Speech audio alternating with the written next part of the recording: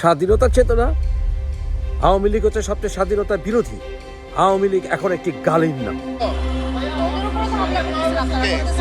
এডি না থাকলে যে চুমা দিবে,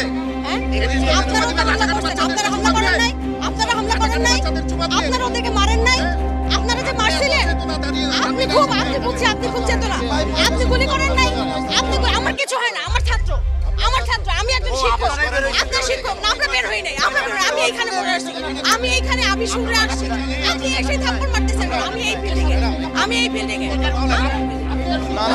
আপনার কাছে বিচার আপনারা সব করতেছেন, আপনি আঙুল নামায় কথা বলেন, চেতনাধারী আপনি করছেন, আবার কি রাজাকার, এই সংস্কৃতি থেকে বের হয়ে আসেন, মুক্তিযোদ্ধার বলা আপনি এই দেশে আপনি কি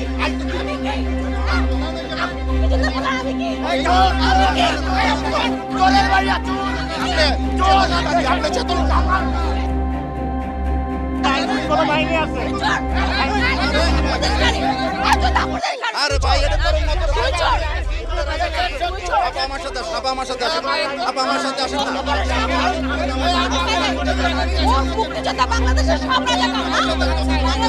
রাজাকার, আমার সাথে আসেন আপা। এই আপনারা তোলেন ওদের ছবি তোলেন, বাংলাদেশের সব রাজাকার, দেশের শত্রু আপনি,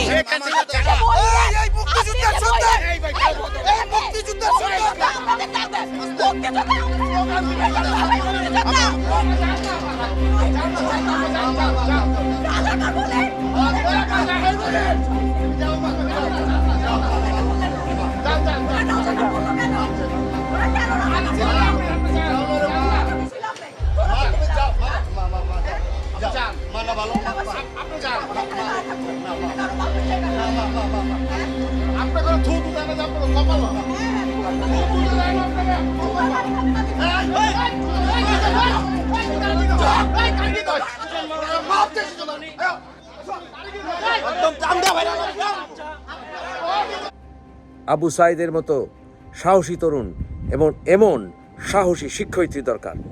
আওয়ামী লীগ সব মুক্তিযোদ্ধা আর আমরা সব রাজাকারের সন্তান। দেশের 90% মানুষ সব রাজাকার, তাহলে রাজাকারের শাসনই দেশে আনতে হবে। যদি সমস্ত মানুষই রাজাকার হয় যারা আওয়ামী লীগ করে না, তাহলে রাজাকারের শাসনই আনতে হবে। 1971 সালে বহু আওয়ামী লীগের লোকরা পাকিস্তান পালিয়েছিল। 1971 সালে আওয়ামী লীগের নেতারা ভারতে সরকার গঠনের নামে লুকিয়েছিল, মাগিবাজি করত। আওয়ামী লীগের নেতারা ভারতে গিয়ে 1971 সালে বেশিরভাগই শপিং এবং মদ্যপ হয়েছিল।